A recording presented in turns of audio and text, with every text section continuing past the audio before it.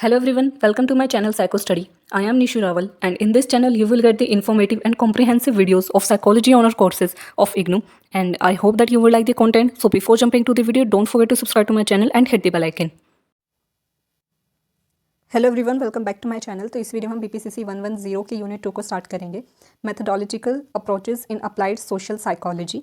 और इस यूनिट में भी काफ़ी सारे ऐसे कंसेप्ट्स हैं, ठीक है, ऐसे टॉपिक्स हैं जो हमने ऑलरेडी 105 में कवर कर लिए थे, क्योंकि मैथडोलॉजिकल अप्रोच है जो हमारी 105 थी वो भी क्या है, हमने रिसर्च के बारे में उसमें काफ़ी ज़्यादा पढ़ा है, ठीक है, मैथडोलॉजी क्या क्या टेक्निक्स, ठीक है, क्या क्या रिसर्च में हम चीज़ें क्या क्या पढ़ते हैं वो सब ने कवर करा था। तो आपको अगर 110 को अच्छे से समझना है, ठीक है, बिल्कुल आपको ऐसे पढ़ना है कि इसमें आपको ज़्यादा मेहनत ना करनी पड़े, तो उसके लिए आपको पहले 105 अच्छे से करनी पड़ेगी और 107 अच्छे से करनी पड़ेगी। अगर आपने 105 107 कर लिया, आपको 110 को बहुत ज़्यादा डिटेल में पढ़ने की जरूरत नहीं है, सिर्फ आप जो है ऊपर ऊपर से रिवाइज करोगे, इतने में आपका हो जाएगा 110। काफ़ी ईजी बुक है। तो अगर हम इस यूनिट को देखें तो इस यूनिट में बहुत सारे ऐसे कंसेप्ट्स हैं, टॉपिक्स हैं जो हमने ऑलरेडी 105 में कवर करे हैं, जैसे concept of research in applied social psychology, क्या गोल्स होता है साइकोलॉजिकल रिसर्च के, ये हमने 105 में पूरा टॉपिक करा था। कैरेक्टरिस्टिक्स क्या होता है साइकोलॉजिकल रिसर्च के, तो ये हम ऑलरेडी कर चुके हैं। तो मैं भी इस वीडियो में ज़्यादा जो रिपीटेड मैं नहीं करूँगी इसको, कि जो मैंने पहले पढ़ा रखा है उसी को मैं दोबारा से पढ़ा रही हूँ। मैं सिर्फ वो टॉपिक्स को कवर कराऊंगी जो न्यू हैं। तो स्टार्ट करते हैं। इसमें सबसे पहले हम पढ़ेंगे concept of research in applied social psychology. तो इसमें है concept of research in applied social psychology, कि अप्लाइड सोशल साइकोलॉजी में रिसर्च क्या है, ठीक है, अप्लाइड सोशल साइकोलॉजी में किस तरीके से रिसर्च होते हैं। रिसर्च की डेफिनेशन वगैरह सब सेम ही होती है, गोल्स, नेचर सब कुछ सेम ही होते हैं, चाहे आप नॉर्मल किसी भी रिसर्च की आप बात करो, किसी भी फील्ड में आप बात कर रहे हो। तो सबसे पहले तो इसमें हम डेफिनेशन बताएंगे कि अप्लाइड सोशल साइकोलॉजी की क्या डेफिनेशन है और साइकोलॉजिकल रिसर्च की क्या डेफिनेशन है। तो अप्लाइड सोशल साइकोलॉजी क्या है, एक ब्रांच है सोशल साइकोलॉजी की जिसमें कि हम प्रैक्टिकल एप्लीकेशन करते हैं, ठीक है, प्रैक्टिकल एप्लीकेशन करते हैं सोशल साइकोलॉजी का, ठीक है, सोशल साइकोलॉजी की एक ब्रांच है अप्लाइड सोशल साइकोलॉजी, जिसमें हम लोग सोशल साइकोलॉजी के जितने भी थियरीज और प्रिंसिपल्स होते हैं उसको प्रैक्टिकल एप्लीकेशन हम लोग करते हैं of research to solve real world problem, ताकि हमारी जो रियल वर्ल्ड की प्रॉब्लम्स है वो सॉल्व हो सके। यानी कि जो भी हमने रिसर्चेस करी है सोशल साइकोलॉजी में, थियरीज बनाई हैं, ठीक है, और जो भी हमने थियरीज बिल्ड करी हैं, रिसर्चेस करी हैं, उसका हम प्रैक्टिकल एप्लीकेशन करते हैं, उसे अप्लाइड सोशल साइकोलॉजी कहते हैं। ये आपको डेफिनेशन दे रही है। अब साइकोलॉजिकल रिसर्च क्या होता है, साइकोलॉजिकल रिसर्च में हम सिस्टमैटिक मैनर में ऑब्जेक्टिव और साइंटिफिक मेथड्स का यूज़ करते हैं डेटा को कलेक्ट करने के लिए और एनालाइज करने के लिए, उसे हम साइकोलॉजिकल रिसर्च कहते हैं। तो आपने दोनों की डेफिनेशन बता दी। अब आपको गोल्स और प्रिंसिपल्स बताने हैं किसके, रिसर्च के, कि रिसर्च क्या होती है, सिस्टमैटिक इंक्वायरीज में होती है, ठीक है, कि हम एक स्ट्रक्चर्ड प्रोसेस को यूज़ करते हैं। हम कुछ भी कि अच्छा डेटा कलेक्ट पहले कर लिया, लेकिन हमने पूरे टूल्स वगैरह के बारे में बाद में स्टडी करा कि कौन सा ऑप्टिमल टूल रहेगा, ठीक है, कौन सा सबसे ज़्यादा सूटेबल टूल रहेगा डेटा कलेक्शन के लिए, वो चीज़ हमने बाद में करी। तो ऐसा नहीं होता, यहाँ पे एक स्ट्रक्चर्ड प्रोसेस होती है कि फर्स्ट स्टेप बाय स्टेप हम लोग चलते हैं ताकि रिलायबल और वैलिड रिजल्ट्स हमारे आ सके।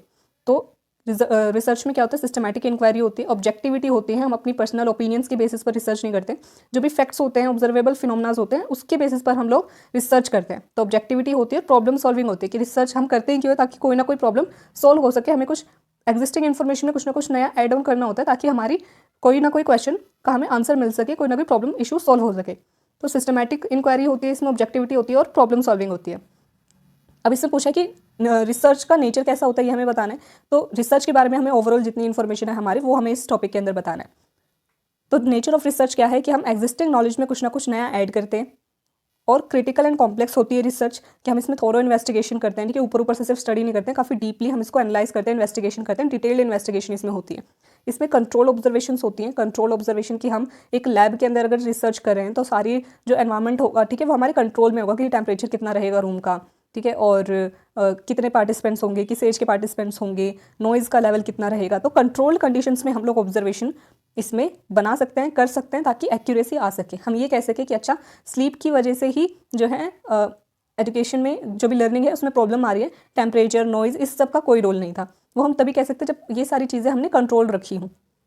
तो adding to knowledge, adding to existing knowledge, critical and complex, control observation, ये होता है रिसर्च का नेचर। और रिसर्च की कोई भी डेफिनेशन जो भी हमने 105 में भी पढ़ी थी, वैसे कोई भी एक सिस्टमैटिक, कोई भी एक अच्छी डेफिनेशन आप लिख सकते हैं इसमें।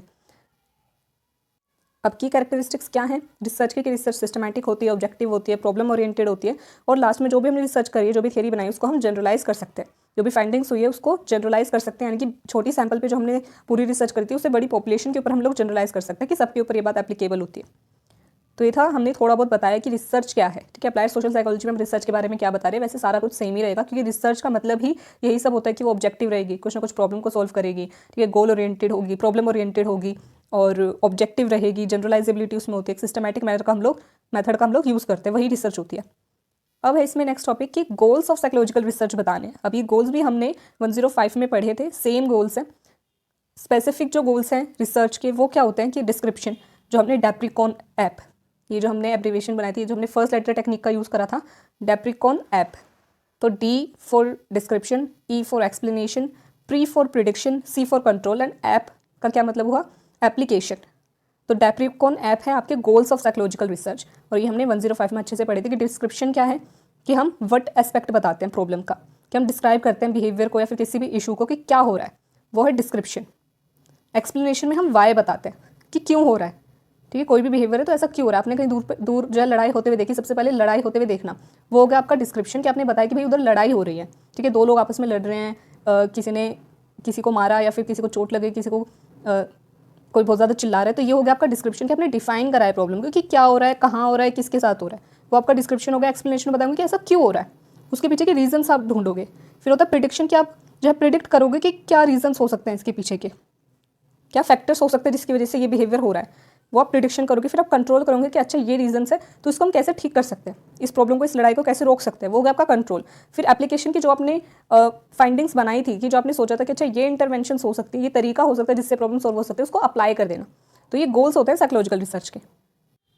अब है इसमें कैरेक्टरिस्टिक्स ऑफ साइकोलॉजिकल रिसर्च, ये भी हमने 105 में पढ़ा था, शुरुआत की चैप्टर्स में ये सब कुछ। तो कैरेक्टरिस्टिक्स क्या होते हैं साइकोलॉजिकल रिसर्च के, क्लियर पर्पस एंड ऑब्जेक्टिव्स, कि जो भी आप रिसर्च कर रहे हैं, ठीक है, कोई भी रिसर्च कर रहे हो उसका आपके पास एक क्लियर पर्पस होना चाहिए, आपका एक क्लियर ऑब्जेक्टिव होना चाहिए कि आपको करना क्या है, और वो आपका ऑब्जेक्टिव, आपका गोल आपको क्लियरली डिफाइन करना है कि आप रिसर्च कर रहे हैं तो आप किस टॉपिक के ऊपर रिसर्च कर रहे हैं, कि आपका रिसर्च क्वेश्चन है, वो आपको अच्छे से बताना। आपका रिसर्च डिज़ाइन के लिए आप क्लियर होने चाहिए, तो क्लियर पर्पस और ऑब्जेक्टिव आपको बताना होता है, ये पहला कैरेक्टरिस्टिक है। दूसरा, एक एडिक्वेट प्लान आपका होना चाहिए, कि आप जो भी रिसर्च करें, आप ऐसे ही जल्दबाजी में कुछ भी नहीं कर सकते। रिसर्च में आपको बहुत मेहनत करनी होता है, पूरा स्ट्रेटेजिकली आपको चलना होता है, प्लान करना होता है कि आप कब क्या करने वाले हैं, ताकि ऑब्जेक्टिविटी और रिलायबिलिटी बनी रहे। एक अप्रोप्रिएट रिसर्च डिज़ाइन आपको चूज़ करना होता है। रिसर्च डिज़ाइन भी हम इसी वीडियो में पढ़ेंगे कि रिसर्च डिज़ाइन कौन कौन से होते हैं, ठीक है। आपका जो भी रिसर्च क्वेश्चन है उसके बेसिस पर आपको एक अप्रोप्रिएट रिसर्च डिज़ाइन चूज़ करना होता है, ताकि वैलिडिटी और रिलायबिलिटी इंश्योर आप लोग कर सकें। एक suitable data analysis tool, data analysis tool का मतलब होगा आपको अच्छे से क्वेश्चनेयर, ठीक है, कि आप क्वालिटेटिव कर रहे हो या क्वांटिटेटिव कर रहे हो, तो उसके बेसिस पर आपके पास अच्छे क्वेश्चनेयर्स होने चाहिए, ऑब्जेक्टिव वेरीफाइड जो क्वेश्चनेयर्स हैं अप्रोप्रिएट उस पर्टिकुलर डेटा को कलेक्ट करने के लिए, वो आपके पास होने चाहिए, ताकि आप मेक श्योर कर सको रिलायबिलिटी और एक मीनिंगफुल एक्यूरेट रिजल्ट आपका आ सके। और डेटा को एनालाइज करने के लिए भी बहुत सारे सॉफ्टवेयर्स हैं जिसका यूज़ करा जा सकता है, तो वो आपको पता होने चाहिए। तो ये कुछ कैरेक्टरिस्टिक्स थे एक साइकोलॉजिकल रिसर्च की। अगर 105 में इससे कुछ डिफरेंट हो, एक दो पॉइंट कम ज़्यादा हो, तो आप वो भी लिख सकते हैं। फिर इसमें focus on applied social psychology, कि अप्लाइड सोशल साइकोलॉजी में मेन फोकस क्या होता है, अंडरस्टैंडिंग एंड इंटरवेंशन। कि अप्लाइड सोशल साइकोलॉजी में हमें सिर्फ थियरी बनाने पे फोकस नहीं होता, हमारा मेन फोकस क्या होता है, कैसे ये डिफरेंशिएट है, कैसे ये डिफरेंट है सोशल साइकोलॉजी से। कि सोशल साइकोलॉजी में कोई भी साइकोलॉजी की फील्ड है, ठीक है, साइकोलॉजी का मेन काम ही क्या है, ह्यूमन लाइफ को इंप्रूव करना, बिहेवियर को समझना, ताकि ह्यूमन की जो भी प्रॉब्लम्स हैं वो सॉल्व हो सके, ठीक है। वही चीज़ क्या है, सोशल साइकोलॉजी में मेन हमारा फोकस होता है कि हम लोग को थ्योरी डेवलप करनी होती है, मेन ऑब्जेक्टिव ये होता है। अप्लाइड सोशल साइकोलॉजी में क्या है कि हम लोग को बिहेवियर समझना होता है और ह्यूमन लाइफ को इंप्रूव करना होता है, डे टू डे जो रियल वर्ल्ड की प्रॉब्लम्स है वो सोल्व हो सके, तो इंटरवेंशन बनाना। तो समझना, अंडरस्टैंडिंग एंड इंटरवेंशन, ये मेन फोकस हुआ।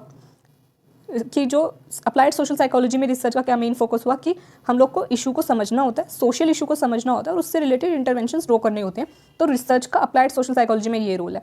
हम लोग का मेन फोकस यहाँ पर रिसर्च करने का ये नहीं होता कि मैं इससे एक थ्योरी डेवलप करूँगी, बट एक प्रॉब्लम सॉल्व हो सकती है, एक इंटरवेंशन बन सकती है, वो इसमें मेन फोकस है। इसमें एग्जाम्पल भी दिया है, studying elderly abuse to create strategies to reduce it, कि हम स्टडी कर रहे हैं कि जो एल्डरली अब्यूज़ है उसके ऊपर, ताकि एक स्ट्रैटेजी हम लोग बना सके, ठीक है, कि किस तरीके से हम लोग इसको रिड्यूस कर सकते हैं। तो ये हमारा क्लियर ऑब्जेक्टिव फोकस था और हमारा मेन फोकस क्या है कि हम इसे कम करना है।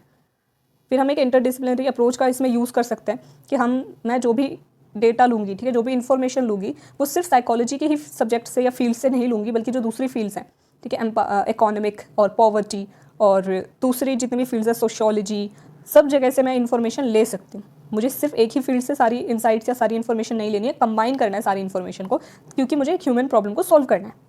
फील्ड रिसर्च इसमें होती है। फील्ड रिसर्च का क्या मतलब है, ये भी हमने पहले पढ़ा था कि conducting research in real world settings. Field मतलब रियल वर्ल्ड सेटिंग, ठीक है, रिसर्च मतलब आप कुछ ना कुछ इसमें जानकारी ले रहे हैं, कुछ ना कुछ आप रियल वर्ल्ड में जब रिसर्च करते हो तो फील्ड रिसर्च यहाँ पे कहा गया है कि ताकि प्रैक्टिकल एप्लीकेशन हो सके। अगर मैं एक लैब में स्टडी कर रही हूँ जाके, जहाँ पर की सारी चीज़ें मेरे कंट्रोल में थी, तो क्या वो हर किसी पे एप्लीकेबल हो सकता है? रियल लाइफ में आप लैब में तो नहीं रहते हैं, सारी चीज़ें आपके कंट्रोल में नहीं रहती है ना। बाहर से शोर भी आएगा, बाहर से जो है टेम्परेचर भी आपको अफेक्ट करेगा, दूसरे लोग भी आपको इन्फ्लुएंस कर सकते हैं, अफेक्ट कर सकते हैं, तो ये सारी चीज़ें कंट्रोल में नहीं होती। तो अप्लाइड सोशल साइकोलॉजी में मोस्टली फील्ड रिसर्च होती है ताकि वो रियल लाइफ पे अप्लाई हो सके। Action plan and evaluation, action plans and evaluation. Applied social psychology में हम लोग क्या करते हैं कि हमने जो भी रिसर्च करी, अब रिसर्च करके कुछ ना कुछ इंटरवेंशन हमने ढूंढी होगी, क्योंकि हमारा मेन मोटिव ही यही था, ऑब्जेक्टिव ही यही था कि हम कोई भी एक इंटरवेंशन का मतलब वही कि कोई एक स्ट्रैटेजी जिससे कोई प्रॉब्लम सॉल्व हो सके, वो इंटरवेंशन है। तो वो हमने फाइंड आउट करी होगी, तो उसको हम अप्लाई करके देखते हैं, असेस करके देखते हैं कि क्या इससे सच में कुछ बेनिफिट मिलेगा या नहीं मिलेगा, ताकि हम जो भी इंटरवेंशन उसकी इफेक्टिवनेस को जज कर सके, पता कर सके। तो ये सारा फोकस होता है हमारा अप्लाइड सोशल साइकोलॉजी में, रिसर्च में। ठीक है, अप्लाइड सोशल साइकोलॉजी में जब मैं रिसर्च कर रही हूँ तो मेरा मेन फोकस होगा कि मैं इशू को समझूँ अच्छे तरीके से, और वो इसलिए मुझे समझना है ताकि मैं उसको सॉल्व कर सकूँ। तो मुझे थियरी बनाने पर फोकस नहीं करना है, मुझे उसको सॉल्व करने पर फोकस करना है। तो ये मेन फोकस होता है अप्लाइड सोशल साइकोलॉजी में। नेक्स्ट जो इसमें टॉपिक है हमारा, नेक्स्ट हेडिंग है, वो है रिसर्च कंसेप्ट एंड कॉम्पोनेंट्स।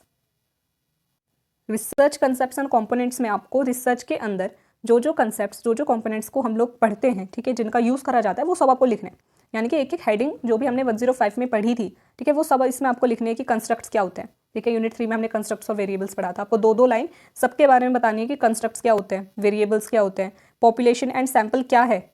ठीक है, पॉपुलेशन क्या होता है, सैम्पल क्या होता है, इसकी डेफिनेशन आपको बतानी है। सैम्पलिंग टेक्निक्स इसमें बताई गई हैं। अगर आपसे सीधा क्वेश्चन ये आता है एग्जाम में कि आपको रिसर्च कंसेप्ट्स एंड कंपोनेंट्स बताने हैं, तो आपको हर टॉपिक के बारे में, टोटल 9 या 10 है इसमें सब हेडिंग्स, तो आपको वो लिखनी है, बट सबके बारे में थोड़ा बहुत लिखना है। जैसे यहाँ पे सैम्पलिंग टेक्निक्स, अब आप सारी सैम्पलिंग टेक्निक्स नहीं लिखेंगे उसमें, आप सिर्फ पॉपुलेशन को सैम्पल क्या होता है इसको एक्सप्लेन करेंगे, इसके एक एक एग्जाम्पल लिख देंगे, और सैम्पलिंग टेक्निक्स का सिर्फ नाम लिख देंगे, जो भी आपको याद आ रही है, जितनी याद आ रही है उतना आप लिख देंगे, या फिर सिर्फ ये लिख देंगे कि प्रोबेबिलिटी सैम्पलिंग टेक्निक होती है और नॉन प्रोबेबिलिटी सैम्पलिंग टेक्निक होती है। और प्रोबेबिलिटी सैम्पलिंग टेक्निक के अंदर सिंपल रैंडम सैम्पलिंग या सिस्टमैटिक रैंडम सैम्पलिंग आता है, और नॉन प्रोबेबिलिटी सैम्पलिंग के अंदर कन्वीनियंट सैम्पलिंग, वॉलंटरी सैम्पलिंग ये आता है, या फिर उनको डिफाइन कर सकते हैं। छोटा छोटा सबके बारे में लिखना है, सब टॉपिक्स के बारे में। फिर है कि एक्सपेरिमेंटल ग्रुप होता है, कंट्रोल ग्रुप होता है, ठीक है, कन्फेडरेट होते हैं। कन्फेडरेट क्या है? कन्फेडरेट उन लोगों को बोला जाता है जो कि रिसर्चर के साथ मिले हुए होते हैं, जिनको पूरी रिसर्च के बारे में सब कुछ पता होता है और सिर्फ रोल प्ले कर रहे होते हैं, उनको हम लोग कन्फेडरेट बोलते हैं, जिनको सारी रिसर्च के बारे में पता होता है। यानी कि 2 ग्रुप्स हैं, एक एक्सपेरिमेंटल ग्रुप है, मैं कोई रिसर्च कर रही हूँ, एक एक्सपेरिमेंटल ग्रुप है, कंट्रोल ग्रुप है।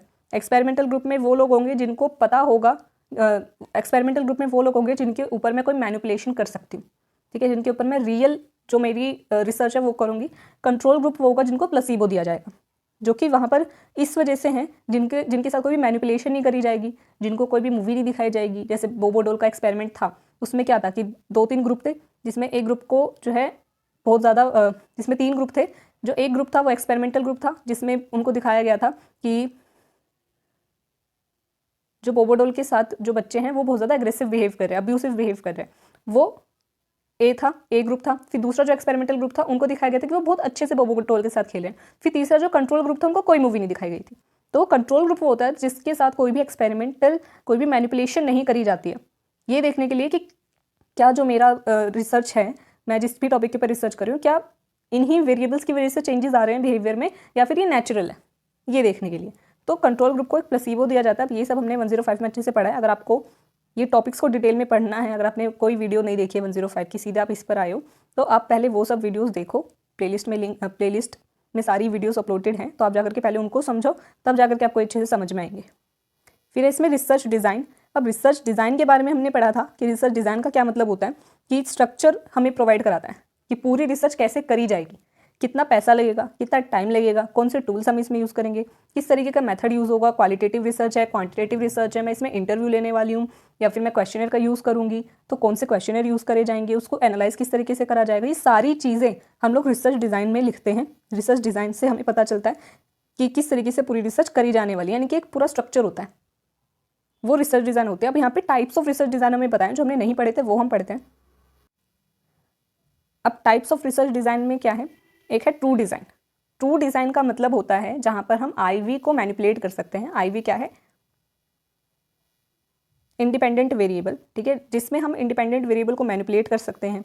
High control on extraneous variable, यानी कि जो जब हम बाहर के वेरिएबल्स को हमारे पास दो वेरिएबल हैं IV और DV, इंडिपेंडेंट वेरिएबल और डिपेंडेंट वेरिएबल, ठीक है। हम इनके अलावा जो भी वेरिएबल्स अफेक्ट कर सकता है हमारी रिसर्च को, उसको हमने जो है कंट्रोल में रखा है कि मैं रिसर्च कर रही हूँ लाइट का इफेक्ट लर्निंग पर, तो लाइट और लर्निंग ये दो वेरिएबल्स हो गए। लाइट को मैं मैनिपुलेट कर सकती हूँ, लाइट को मैं डिम कर सकती हूँ, ब्राइट कर सकती हूँ, वो मेरा IV हो गया, इसको मैं मैनिपुलेट कर पा रही हूँ, ठीक है। बाहर की जो नॉइस थी, टेम्परेचर था, इन सबको मैंने अपने अकॉर्डिंग कंट्रोल में रखा है कि मुझे कितना टेम्परेचर सही लगता है लैंग्वेज पढ़ाई के लिए, नॉर्मल टेम्परेचर क्या होगा, ठीक है। मैंने ग्लासेस लगवा रखे हैं पूरे रूम में ताकि बाहर से आवाज़ अंदर ना आए, तो एक्सट्रेनियस वेरिएबल को मैंने कंट्रोल करा है।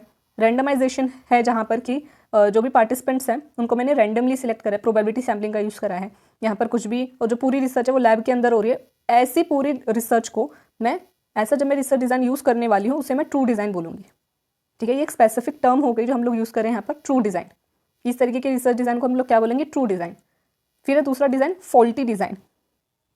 फॉल्टी डिज़ाइन में क्या है कि जो IV can not be manipulated, ठीक है। तो ट्रू डिज़ाइन का ऑपोजिट क्या होगा, जहाँ पर हम IV को मैनिपुलेट नहीं कर सकते हैं, उसे एज इट इज़ हमें लेना पड़ेगा। जैसे मैं किसी की हाइट पे रिसर्च कर रही हूँ, अब मैं अपनी मर्जी से एक बार मैंने उसकी हाइट कम कर दी, एक बार ज़्यादा कर दी, ये चीज़ मैं नहीं कर सकती, ठीक है। किसी का IQ मैंने एक बार कम कर दिया, ज़्यादा कर दिया, ये नहीं हो सकता।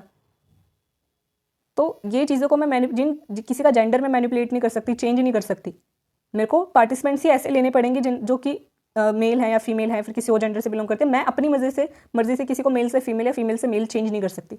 तो जब ऐसी रिसर्च होती है जहाँ पर हम मैनिपुलेट नहीं कर सकते IV को, किसी भी वेरिएबल को, जहाँ पर एक्सट्रेनियस वेरिएबल पर लो कंट्रोल होता है, रैंडमाइजेशन पॉसिबल नहीं है, और फील्ड में जब हम स्टडी करते हैं, ठीक है, लैब में हम स्टडी नहीं कर रहे हैं, रियल लाइफ की जो एनवायरमेंट है वहाँ पर हम लोग स्टडी करें, उसे हम फॉल्टी डिज़ाइन कहते हैं।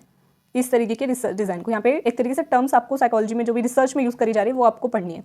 ट्रू डिज़ाइन हो गया, फॉल्टी डिज़ाइन हो गया, क्वाज़ाई एक्सपेरिमेंटल डिज़ाइन हमने पहले पढ़ा है कि यहाँ पर हम IV को मैनिपुलेट तो कर सकते हैं और थोड़ा बहुत कंट्रोल भी पॉसिबल है एक्सटर्नल जो एनवायरमेंट है, वेरिएबल्स हैं, एक्सट्रेनियस वेरिएबल्स पर, बट रैंडमाइजेशन इसमें नहीं होती। तो ये ट्रू डिज़ाइन से डिफरेंट हो गया। और यहाँ पर हम फील्ड में एक्सपेरिमेंट करते हैं। एक्सपेरिमेंट क्यों वर्ड यूज़ कर रहा है, फील्ड एक्सपेरिमेंट। फील्ड स्टडीज़ में क्या होता है, मैनिपुलेशन नहीं करते। फील्ड एक्सपेरिमेंट में नेचुरल एनवायरमेंट है लेकिन मैनिपुलेशन हो सकती है वेरिएबल्स की, इसलिए इसे फील्ड एक्सपेरिमेंट यहाँ पे कहते हैं। इसे हम क्वाज़ाई एक्सपेरिमेंटल बोलते हैं क्योंकि बिल्कुल ट्रू डिज़ाइन जैसा ही है, जो नेचुरल एक्सपेरिमेंटल डिज़ाइन होता है वैसा ही है, बट यहाँ पे हम रैंडमाइजेशन नहीं कर सकते और फील्ड में हम लोग एक्सपेरिमेंट करते हैं, इस वजह से इसे क्वाज़ाई एक्सपेरिमेंटल डिज़ाइन बोलते हैं। फोर्थ है इसमें फैक्टोरियल डिज़ाइन। फैक्टोरियल डिज़ाइन में क्या होता है, मल्टीपल IVs होते हैं, बहुत सारे इंडिपेंडेंट वेरिएबल होते हैं जिसका इफेक्ट मैं DV पर देखती हूँ, यानी डिपेंडेंट वेरिएबल पर देख रही हूँ कि DV क्या हो गया मेरा, डिपेंडेंट वेरिएबल क्या हो गया, लर्निंग, ठीक है, लर्निंग। और IV बहुत सारे क्या हो गए कि मैं सिर्फ लाइट का इफेक्ट नहीं देख रही, सिर्फ एक IV नहीं है मेरे पास, मैं लाइट का भी इफेक्ट देख रही हूँ, मैं नॉइज़ का भी इफेक्ट देख रही हूँ, ठीक है, मैं टेम्परेचर का भी इफेक्ट देख रही हूँ, तीनों चीज़ों का, ठीक है, मल्टीपल IVs है मेरे पास, इनका इफेक्ट मैं देख रही हूँ DV पर। ऐसे डिज़ाइन को हम लोग क्या बोलते हैं, फैक्टोरियल डिज़ाइन।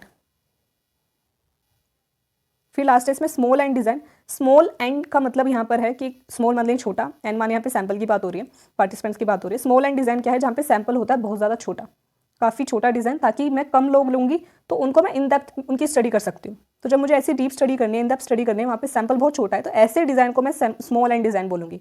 तो अभी तक हमने ये कुछ डिज़ाइन पढ़े, इससे ज़्यादा और भी डिज़ाइन होते हैं।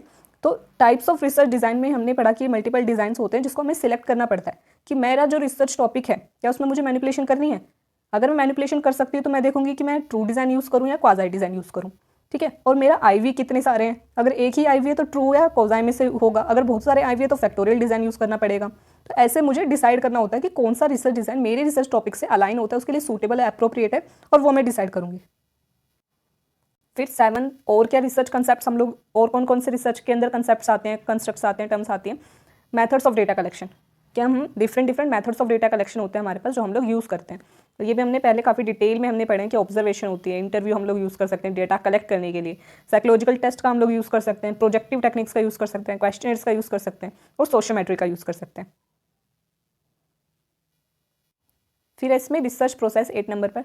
रिसर्च प्रोसेस क्या होती है कि हम लोग पहले टॉपिक हमने डिसाइड करते हैं कि हमारी प्रॉब्लम क्या है, ठीक है, वो हम डिसाइड करते हैं। फिर हम रिव्यू ऑफ लिटरेचर करते हैं, जो भी हमारे पास एग्जिस्टिंग नॉलेज है, एग्जिस्टिंग थ्योरीज हैं इसको लेकर के, रिसर्चेस हैं, उसको हम लोग पढ़ते हैं कि अब क्या बचा हुआ है, एक गैप हमें चाहिए होता है जिसे हम फिल कर सकते हैं। अगर कोई रिसर्च ऑलरेडी हो चुकी है, उसी को आप दोबारा से कर रहे हो तो उसको कोई मतलब नहीं होता। तो आप रिसर्च का टॉपिक ढूंढते हो, उसके ऊपर रिव्यू ऑफ लिटरेचर करते हो, फिर आपको जब पता चलता है कि अच्छा हाँ इसमें कुछ गैप है जिसको मैं फिल कर सकता हूँ, फिर आप अपनी प्रॉब्लम को डिफाइन करते हो, ऑब्जेक्टिव्स बनाते हो, ठीक है, फॉर्मुलेट करते हो हाइपोथेसिस को, सैम्पलिंग की टेक्निक्स आप लोग डिसाइड करते हो, क्या कौन सा रिसर्च डिज़ाइन जो हमने पढ़े उनमें से कौन सा डिज़ाइन अप्रोप्रिएट लगेगा वो आप डिसाइड करते हो। फिर डेटा कलेक्ट करते हो, डेटा को एनालाइज करते हो, अपने रिसर्च को पब्लिश करते हो ताकि उसके बेसिस पर इंटरवेंशंस बन सके और लोगों की हेल्प हो सके।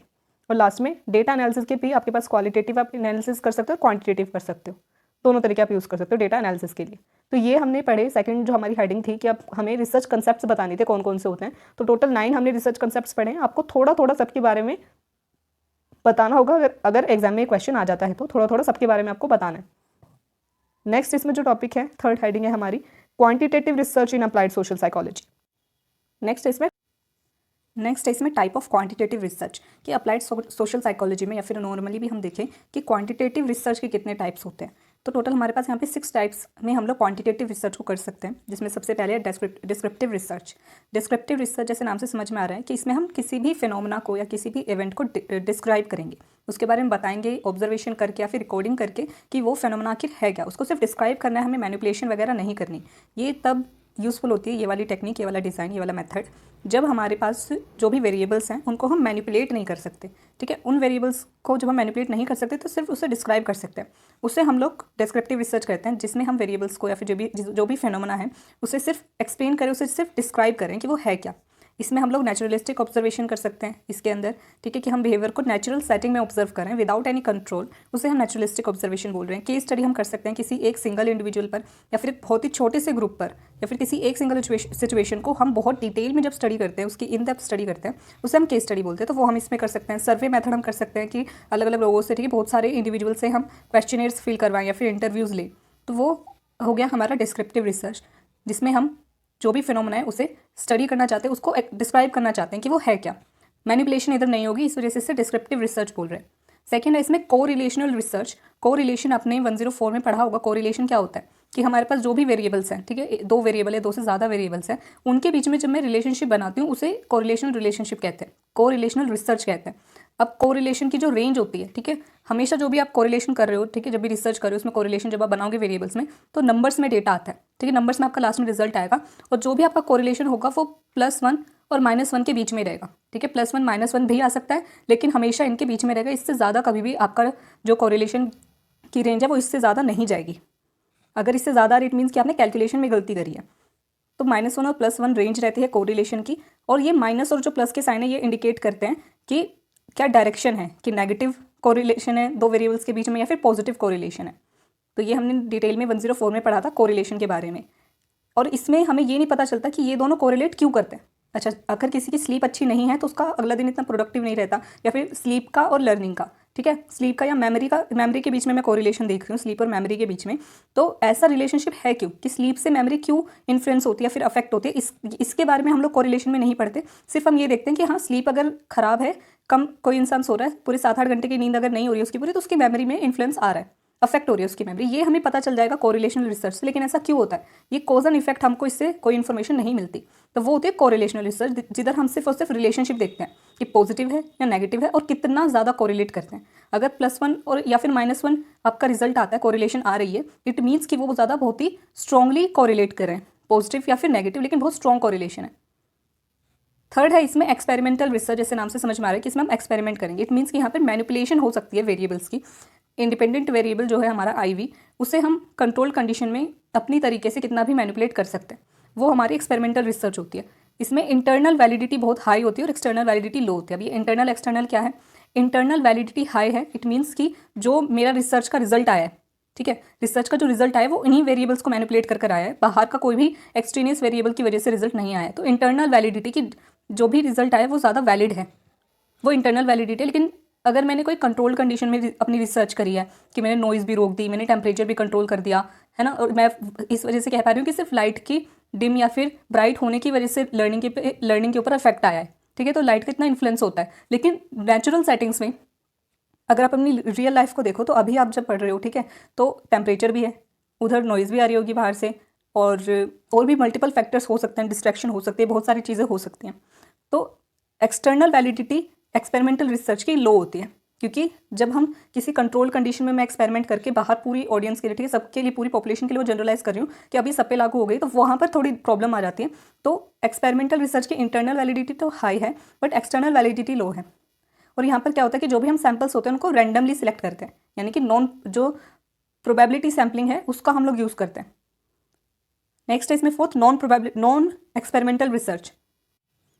फोर्थ है इसमें non experimental research. Experimental research का ऑपोजिट क्या हो गया? नॉन एक्सपेरिमेंटल रिसर्च, जिधर हम मैनिपुलेशन भी नहीं कर सकते हैं वेरिएबल्स की, यहाँ पे लो कंट्रोल होता है, ठीक है। और नॉन प्रोबेबिलिटी सैम्पलिंग का इसमें मेनली यूज़ होता है, और इसकी हाई एक्सटर्नल वैलिडिटी होती है और इंटरनल वैलिडिटी लो होती है, क्योंकि नॉन एक्सपेरिमेंटल रिसर्च में हम मैनिपुलेशन इतनी नहीं करते, और लैब में ज़्यादातर इसकी रिसर्च नहीं होती, बाहर होती है, ठीक है। लैब में रिसर्च इतनी नहीं होती है, यहाँ पर मैनिपुलेशन भी नहीं कर सकते हैं, कंट्रोल बहुत कम होता है, ठीक है। बाहर के एक्सट्रेनियस वेरिएबल्स पर हमारा कंट्रोल क्या होता है? काफ़ी कम होता है, और नॉन प्रोबेबिलिटी सैम्पलिंग का इसमें यूज़ करा जाता है। इस तरह से इसकी हाई एक्सटर्नल वैलिडिटी होती है कि हम इसको जनरलाइज करेंगे तो ज़्यादातर लोगों पर ये जनरलाइज हो सकती है, हाई एक्सटर्नल वैलिडिटी है, बट लो इंटरनल वैलिडिटी है, क्योंकि यहाँ पर हो सकता है कि जो हमारा रिजल्ट आया है वो उसमें कुछ एक्सटर्नल वेरिएबल्स का भी इन्फ्लुएंस हो सकता है। फिर इसमें फील्ड एक्सपेरिमेंट और फील्ड स्टडी, वैसे हमने ये 105 में डिटेल में पढ़े थे सारे जो रिसर्च है। फील्ड एक्सपेरिमेंट क्या है? जैसे फील्ड वर्ड आ रहा है इसमें, साथ में एक्सपेरिमेंट वर्ड आ रहा है, तो फील्ड क्या है कि नेचुरल सेटिंग, एक्सपेरिमेंट क्या है कि मैनिपुलेशन हो सकती है। तो ऐसे आपको नाम से याद रखना है कि इनके क्या फंक्शन थे, तो आपको ज़्यादा अच्छे से याद रहेगा। तो फील्ड क्या है? नेचुरल सेटिंग की जो भी रिसर्च हो रही है वो नेचुरल सेटिंग में हो रही है। एक्सपेरिमेंट वर्ड आ रहा है, यानी कि यहाँ पे कंट्रोल भी होगा, some control over the independent variable, यानी कि इंडिपेंडेंट वेरिएबल के ऊपर रिसर्चर का कंट्रोल होगा, उसको मैनिपुलेट कर सकता है। और इसकी हाई एक्सटर्नल वैलिडिटी होती है, क्यों? क्योंकि हम नेचुरल सेटिंग में इसको करें, इस वजह से। और इसकी लोअर इंटरनल वैलिडिटी होती है as compare to experimental research. फिर है इसमें फील्ड स्टडीज़। अब इधर फील्ड आ रहा है और स्टडीज़ वर्ड आ रहा है, यानी कि यहाँ पे एक्सपेरिमेंट नहीं हो रहा, ठीक है। एक्सपेरिमेंट वर्ड का यूज़ नहीं करा जा रहा, फील्ड वर्ड का यूज़ आ रहा है, इट मीन्स कि नेचुरल सेटिंग में। स्टडीज़ यानी कि यहाँ पे जो है हम पढ़ रहे हैं, यहाँ पे मैनिपुलेशन नहीं है, तो ये नॉन एक्सपेरिमेंटल रिसर्च की तरह होता है, बट नॉन एक्सपेरिमेंटल रिसर्च में भी कंट्रोल होता है। यहाँ पे क्या, नेचुरल सेटिंग में तो कंट्रोल नहीं होता। No manipulation of the independent variable को हम मैनिपुलेट भी नहीं करते, और बिल्कुल नेचुरल सेटिंग में, इस वजह से हाई एक्सटर्नल वैलिडिटी होती है और लो इंटरनल वैलिडिटी। तो आपको इंटरनल और एक्सटर्नल वैलिडिटी अगर इधर याद रखना है, तो आपको ये याद रखना है कि जो भी नेचुरल सेटिंग में होगा वहाँ पर एक्सटर्नल वैलिडिटी ज़्यादा होगी, क्योंकि बाहर रिसर्च हो रही है, ठीक है। नेचुरल एनवायरनमेंट में रिसर्च हो रही है, नेचुरल सेटिंग्स में हो रही है। जो लैब के अंदर हो रही है, यानी कि अंदर हो रही है, यानी कि इंटरनल वैलिडिटी उसकी ज़्यादा होगी जो लैब के अंदर रिसर्च हो रही है, जैसे एक्सपेरिमेंटल में होता है। तो इस तरीके से आप याद रख सकते हैं। तो ये हमने कुछ टाइप्स पढ़े, ठीक है। क्वांटिटेटिव रिसर्च के क्या क्या टाइप्स होते हैं, किस तरीके से हम क्वांटिटेटिव रिसर्च कर सकते हैं, वो हमने पढ़े टोटल 6। डिस्क्रिप्टिव रिसर्च, ठीक है, कोरिलेशनल रिसर्च हमने पढ़ी, एक्सपेरिमेंटल रिसर्च पढ़ी, non experimental research, field experiment और फील्ड स्टडीज़। अब हमारा इस यूनिट का जो काफ़ी इंपॉर्टेंट टॉपिक है, जो हमने पहले नहीं पढ़ा है कभी भी, वो है एक्शन रिसर्च, तो वो पढ़ते हैं। नेक्स्ट जो हमारा टॉपिक आया इसमें वो है action research in applied social psychology. ये एक्शन रिसर्च क्या है? तो सबसे पहले इस एक्शन रिसर्च को इंट्रोड्यूस करा था कर्ट लेविन ने 1946 में, ठीक है। और इनका मेन फोकस था कि जो भी रिसर्च के अंदर पार्टिसिपेंट्स हमने लिए हैं, ठीक है, उनको मेन बेनिफिट होना चाहिए, और साथ में सोसाइटी को भी उससे बेनिफिट होना चाहिए। अभी तक हमने जो रिसर्च की बात करी है उन सब में क्या था कि मैंने पार्टिसिपेंट्स उठाए थे, हो सकता है उनको कोई इशू हो, कोई इशू ना हो, मेरा मेन फोकस होता था कि इससे थ्योरी डेवलप होगी और वो थ्योरी लोगों को बाद में इस्तेमाल में आ सकती है, उनके लिए बेनिफिशियल हो सकती है। बट एक्शन रिसर्च में क्या है कि जिन पार्टिसिपेंट्स ने पार्टिसिपेट करा है उनके लिए वो बेनिफिशियल होनी चाहिए सबसे पहले तो, ठीक है। तो उससे हम लोग एक्शन रिसर्च कहते हैं। यहाँ पे मेन फोकस होता है कि प्रैक्टिकल स्टडी होती है, प्रैक्टिकल एक सोल्यूशन निकालना है हमें, किसी भी एक मेन इशू का हमें एक इंटरवेंशन बनानी है, ठीक है, एक सोल्यूशन बनाना है। तो ये इसमें मेन फोकस होता है। इसके की फीचर्स क्या हैं एक्शन रिसर्च के, इसके फेजेस और प्रोसेस हम लोग पढ़ेंगे। पहले की फीचर्स क्या हैं कि इसमें एक्शन होता है कि हम तुरंत एप्लीकेशन करते हैं, यहाँ पे इवैल्यूएशन होती है, ठीक है, क्रिटिकल रिफ्लेक्शन होता है। एक्शन रिसर्च वर्ड आ रहा है, इसमें ये नहीं होता कि मुझे थ्योरी डेवलप करनी है, मेन फोकस ये नहीं होता। मेन फोकस होता है कि हमें कोई सोल्यूशन निकालना है प्रॉब्लम का, कोई स्ट्रैटेजी बने, ठीक है, कोई थेरेपी बने, कुछ ऐसा, उसे एक्शन रिसर्च कह रहे हैं।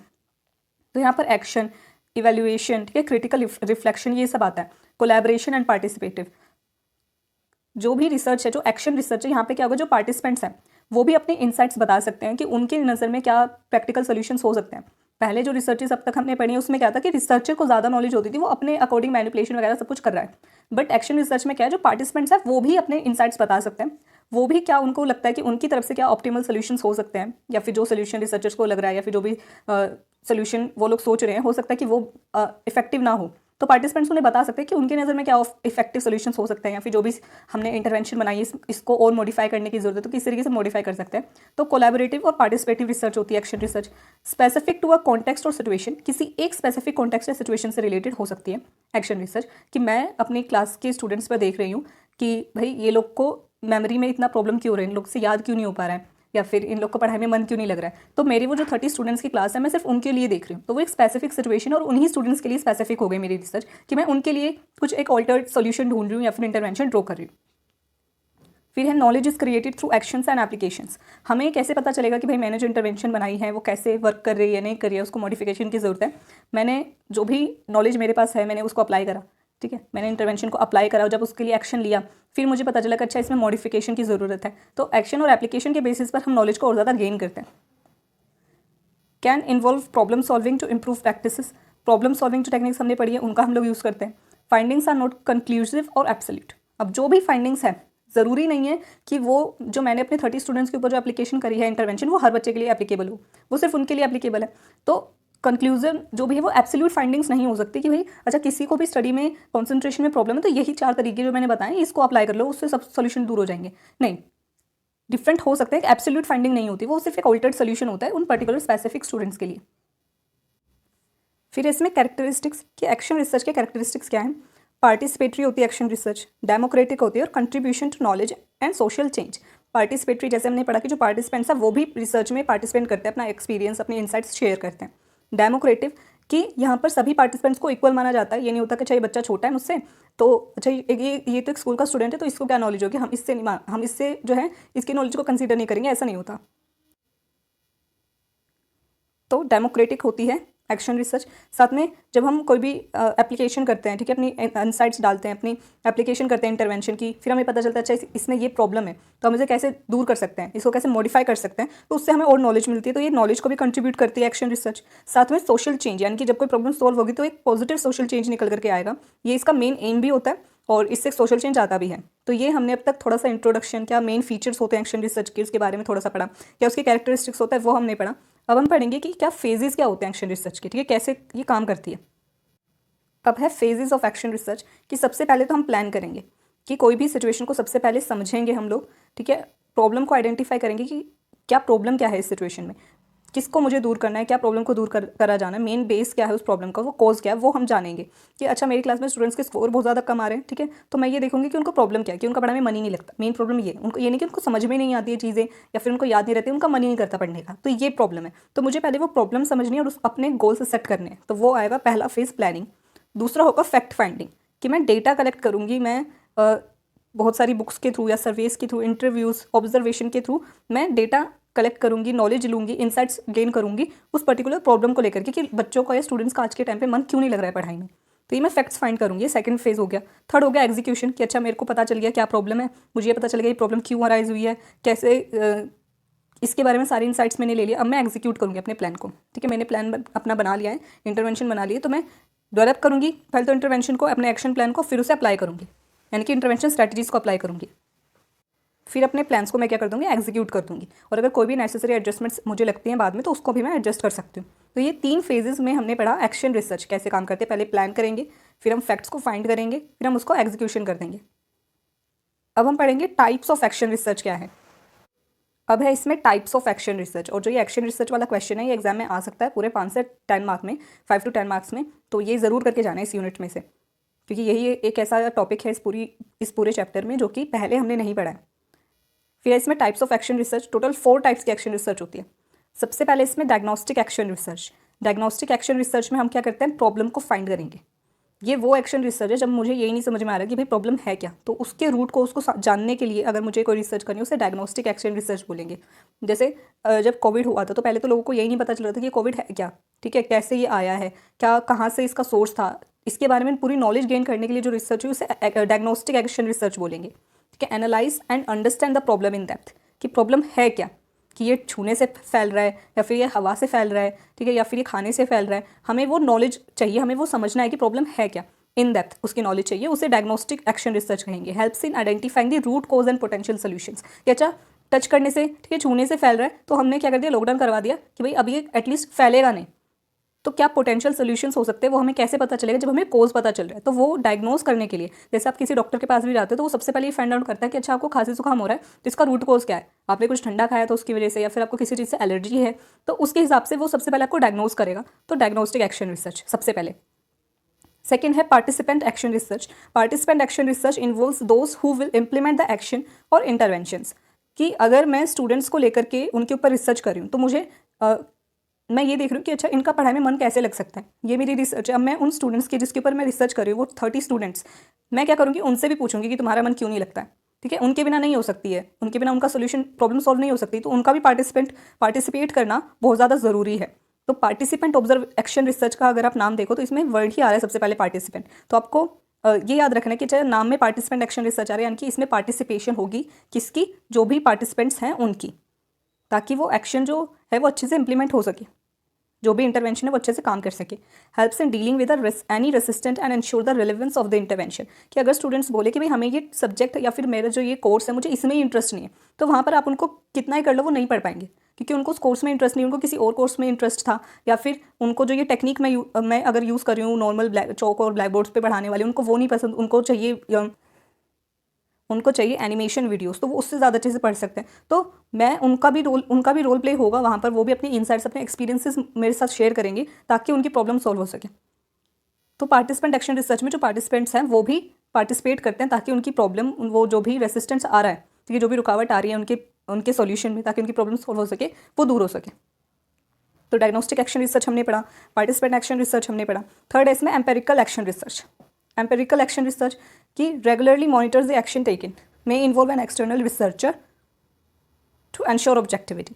जब एम्पेरिकल वर्ड आ रहा है यानी कि ज़्यादा साइंटिफिक इधर बात हो रही है कि यहाँ पर क्या होगा कि हमने जो भी एक्शन अपना अप्लाई करा है उसको रेगुलर हम लोग मॉनिटर करेंगे, ठीक है। और अगर ज़रूरत पड़ती है, क्योंकि ये ज़्यादा साइंटिफिक रिसर्च की इधर बात हो रही है, साइंटिफिक एक्शन रिसर्च की बात हो रही है, तो हमें एक एक्सटर्नल रिसर्चर जिसको उसके बारे में बहुत अच्छे से नॉलेज है उसको भी इन्वॉल्व कर सकते हैं ताकि ऑब्जेक्टिविटी बनी रहे।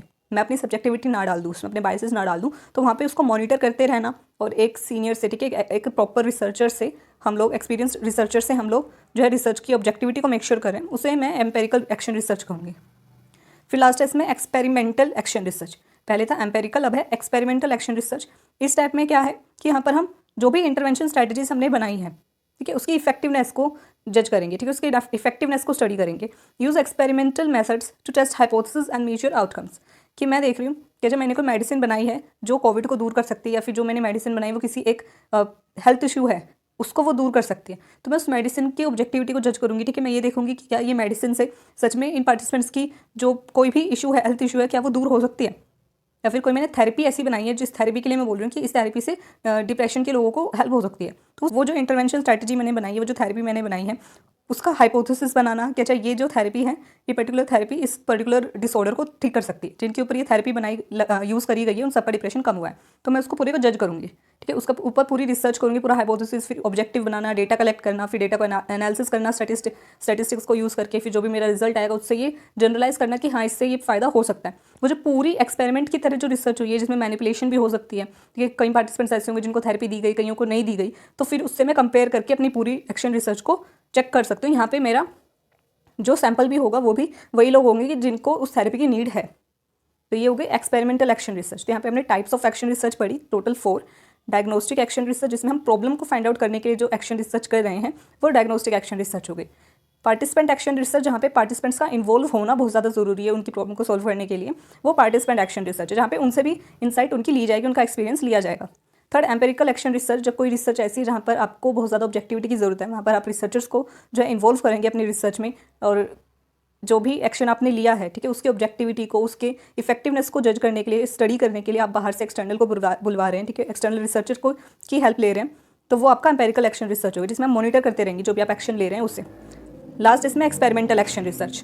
एक्सपेरिमेंटल एक्शन रिसर्च में भी आप क्या करेंगे कि जो भी इंटरवेंशन स्ट्रैटेजी आपने ली उसकी इफेक्टिवनेस को जज करेंगे। यहाँ पर हम हाइपोथेसिस बनाते हैं और जो भी आउटकम होता है उसको मेजर करते हैं। तो यहाँ पे पूरा एक्सपेरिमेंट की तरह पूरी रिसर्च होती है, जिसमें मैनिपुलेशन वगैरह होती है, हाइपोथेसिस बनाया जाता है, इस वजह से एक्सपेरिमेंटल एक्शन रिसर्च कहा जा रहा है। तो ये थे टाइप्स ऑफ एक्शन रिसर्च। अब हम पढ़ेंगे लास्ट पॉइंट, इसमें लास्ट टॉपिक इसमें प्रोसेस, कि क्या प्रोसेस होती है एक्शन रिसर्च की। तो प्रोसेस क्या है एक्शन रिसर्च की? टोटल 5 स्टेप्स हैं, ठीक है, आपको लाइन वाइज वैसे ही लिखना है। First, identify the problem. सबसे पहला स्टेप यही होता है कि प्रॉब्लम को फाइंड आउट करो, क्लियरली उसको डिफाइन करो कि एक्चुअल में प्रॉब्लम क्या है जिसे हमें एड्रेस करना है। To engage stakeholders to understand their perspectives. जो भी पार्टिसिपेंट्स हैं उनसे भी हम लोग सलाह करेंगे, उनसे भी बात करेंगे, उनको भी समझेंगे कि उनका क्या पर्सपेक्टिव है। तो सबसे पहला स्टेप क्या है कि प्रॉब्लम को फाइंड आउट करना।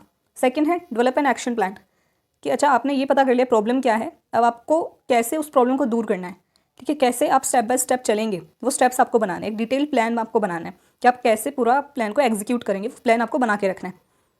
Ensure the plan is feasible and address the identify problem. आपको प्लान ऐसा ही बनाना है कि जो फीजिबल हो, ठीक है, बाद में उसमें कुछ भी आप मॉडिफिकेशन कर सकें। Collect and analyse the data, फिर आप डेटा को कलेक्ट करेंगे और उसे एनालाइज करेंगे। फोर्थ होगा कि draw conclusions and modify therapy, कि आपने जो भी एनालाइज कर लिया डेटा, ठीक है, आपका डेटा एनालाइज हो गया, सब कुछ हो गया। अब लास्ट में अगर आप क्या करेंगे, कंक्लूजन ड्रॉ करेंगे और आपको लगता है कि नहीं यहाँ पे कोई मॉडिफिकेशन की ज़रूरत है, चेंजेस आपको करने चाहिए, तो वो मॉडिफिकेशन भी आप इस स्टेप में कर सकते हैं। लास्ट में repeat the process, implement the modified therapy and evaluate its effectiveness, continue the cycle until the desired result are achieved। अगर आपको फोर्थ स्टेप में आपको लगे कि नहीं आपको मॉडिफिकेशन की ज़रूरत है, तो फिर आपको दोबारा से इसमें क्या करना पड़ेगा, मॉडिफाई करना पड़ेगा, और जब तक करना पड़ेगा जब तक कि आपका डिजायर्ड रिजल्ट नहीं आ जाता। यानी कि कोई एक साइंटिस्ट है जो एक मेडिसिन बना रहा है, तो जब तक बनाता रहेगा, जब तक उसमें चेंजेस करता रहेगा, मॉडिफाई करता रहेगा, जब तक कि उसका डिजायर्ड रिजल्ट नहीं आता। तो सबसे पहले वो साइंटिस्ट क्या करेगा कि प्रॉब्लम देखेगा कि भाई उसे अच्छा कुछ बनाना है, तो कुछ भी वो केमिकल बना रहा है या फिर कोई भी मेडिसिन बना रहा है, तो वो किसके लिए बना रहा है, किस प्रॉब्लम को वो सॉर्ट आउट करेगा, तो वो उसको प्रॉब्लम को आइडेंटिफाई करेगा, फिर वो एक एक्शन प्लान को डेवलप करेगा कि अच्छा इसके लिए मुझे क्या क्या इंग्रेडिएंट्स चाहिए, ठीक है, कितने टाइम में रिसर्च होगी, क्या कहाँ से मैं डेटा लूँगा, किसके ऊपर मैं इसको ट्राई करूँगा, टेस्ट करूँगा। तो वो अपना पूरा एक्शन प्लान उसने डेवलप कर लिया। फिर वो क्या करेगा, उसे एग्जीक्यूट करेगा, यानी कि डेटा कलेक्ट करेगा और डेटा को एनालाइज करेगा, और वो जब तक करता रहेगा जब तक कि उसका डिजायर्ड रिजल्ट नहीं आ जाता। अगर उसने कोई एक बार अपना रिजल्ट बनाया, ठीक है, फिर वो उसको अप्लाई करेगा, फिर उसे लगता है कि नहीं इसमें मॉडिफिकेशन की जरूरत है, फिर मॉडिफाई करेगा, फिर उसको प्रोसेस को चलता जाएगा। तो इस स्टोरी टाइप से भी आप इस प्रोसेस को याद रख सकते हैं। तो ये हमने पूरा एक्शन रिसर्च क्या होता है अप्लाइड सोशल साइकोलॉजी में, ये हमने कवर कर लिया। लास्ट जो इसमें हेडिंग आती है इस चैप्टर की वो है एथिक्स इन साइकोलॉजिकल रिसर्च। अब एथिक्स इन साइकोलॉजिकल रिसर्च ये भी हमने 105 में काफ़ी डिटेल में काफ़ी बार हमने ये पढ़ा है, ठीक है, फर्स्ट ईयर में भी पढ़ा है और इसमें भी पढ़ा है कि क्या क्या एथिक्स को हमें फॉलो करना पड़ता है साइकोलॉजिकल रिसर्च में। तो सेम पॉइंट्स हैं, वही सेम आपको लिख देने हैं कि इसमें प्राइवेसी होनी चाहिए, ठीक है, कॉन्फिडेंशियलिटी होनी चाहिए, और आपको एनिमल्स के जो एथिक्स हैं उनके ऊपर भी ध्यान रखना है। हाई रिस्क जो है अगर है किसी रिसर्च में तो वो आपको अवॉइड करनी है वो रिसर्च। अगर लो रिस्क है और बेनिफिट बहुत ज़्यादा तो वो रिस्क क्या है, अगर आपकी ऐसी रिसर्च है जिसमें बेनिफिट भी लो है, रिस्क भी लो है, तो वो भी आपको अवॉइड करनी है वो रिसर्च भी। अगर आपका रिस्क बहुत ज़्यादा है, बेनिफिट कम है, तो उससे भी अवॉइड करना है। जब आपका बेनिफिट बहुत ज़्यादा है, ठीक है, हाई बेनिफिट और लो रिस्क है, तो आप उस रिसर्च को मिनिमल जो है कंसिडरेशन के साथ कि किसी को कोई प्रॉब्लम ना हो, तो उसके साथ आप उसे कंटिन्यू कर सकते हैं। बट आपको हमेशा ये ध्यान रखना है कि बेनिफिसेंस और नॉन बेनिफिसेंस आपकी रिसर्च होनी चाहिए कि बेनिफिट ज़्यादा हो और नुकसान कम से कम हो, हार्म कम से कम हो।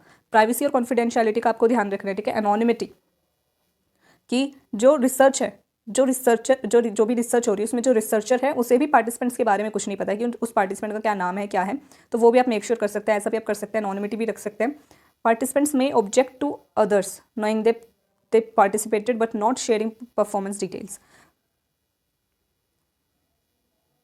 कि कभी कभी क्या हो सकता है कि पार्टिसिपेंट्स अपनी आइडेंटिटी की लोगों को ये पता चले कि उन्होंने रिसर्च में पार्टिसिपेट करा था, उस चीज़ से प्रॉब्लम हो सकती है, बट किस तरीके की उन्होंने परफॉर्मेंस करी है वो अगर लोगों को पता चले वो उससे उन्हें कोई प्रॉब्लम नहीं है, क्योंकि लोगों को यही नहीं पता होगा कि इतनी अच्छी या फिर ये रिस्पॉन्स जो है किस इंसान का था। तो आप ये मेक श्योर कर सकते हैं कि आप जब अगर रिसर्च करें तो उसमें जो नेम है ज़रूरी नहीं है कि आपको अपना असली नाम डालना है, वो कंपलसरी नहीं होता, वो ऑब्जेक्टिव होता है, लिखना है लिखो, नहीं लिखना है मत लिखो। तो उनको इतना उन्हें बता करके रखना है कि वो चाहे तो अपना नाम ना भी लिखे, अपनी ईमेल आईडी अपने बारे में कुछ ना बताए तो भी चलेगा, बट उन्हें सिर्फ पार्टिसिपेट करना है। इन्फॉर्म्ड कंसेंट की पहले से पार्टिसिपेंट्स को सारी रिसर्च की डिटेल कि क्या टाइमिंग होगी, कब रिसर्च होने वाली है, ठीक है, कितने टाइम तक रिसर्च रहेगी, क्या प्रोसीजर होगा, क्या उन्हें बेनिफिट मिलेगा, क्या रिस्क हो सकता है, ये सारी चीज़ें। और ये भी बता के रखना कि वो रिसर्च को कभी भी किसी भी पॉइंट पर छोड़ के जा सकते हैं अगर उन्हें कंफर्टेबल नहीं लगता है तो ये सारी चीज़ें उन्हें बता करके रखनी है। क्या उनकी अगर क्वेरीज है तो कि वो किससे डिस्कस करेंगे, वो चीज़ भी उन्हें बता करके रखनी है, कॉन्टैक्ट डिटेल्स उन्हें प्रोवाइड करानी है। तो ये कुछ एथिक्स होते हैं जो आपको फॉलो करने पड़ते हैं, और इस यूनिट की जो PDF है वो भी आपको जो है टेलीग्राम से मिल जाएगी, तो आप उसको डिटेल में पढ़ सकते हैं अपनी तरफ से। बाकी जितना भी इंपॉर्टेंट था वो सारा मैंने आपको पढ़ा दिया है। तो ये थे एथिक्स। आज की वीडियो में इतना ही, यूनिट इधर खत्म होती है। हमने आज पूरी जो यूनिट है इस वीडियो में वो कवर करी है, PPCC 110 की यूनिट 2, जिसमें हमने concepts of research applied social psychology में क्या है, गोल्स और कैरेक्टरिस्टिक्स, रिसर्च के क्या क्या कंसेप्ट्स और कंपोनेंट्स होते हैं, ठीक है, quantitative research in applied social psychology हमने पढ़ा, एक्शन रिसर्च के बारे में पढ़ा और एथिक्स के बारे में पढ़ा। तो आई होप कि वीडियो आपको अच्छी लगी, और कोई भी क्वेरी हो आप कमेंट सेक्शन में लिख करके बता सकते हैं। इस यूनिट की जो PDF है वो आपको टेलीग्राम से मिल जाएगी, तो वहाँ से आप ले सकते हैं। और प्लीज़ वीडियो अच्छी लगी तो वीडियो को लाइक कर देना, चैनल को सब्सक्राइब कर देना, और अपने फ्रेंड्स के साथ ज़रूर शेयर करना ताकि उनकी भी हेल्प हो सके। अपने जो भी कॉलेज के ग्रुप्स वगैरह हैं उस पर आप शेयर करना ताकि उनकी हेल्प हो सके और उनके भी एग्जाम्स अच्छे जाते हैं।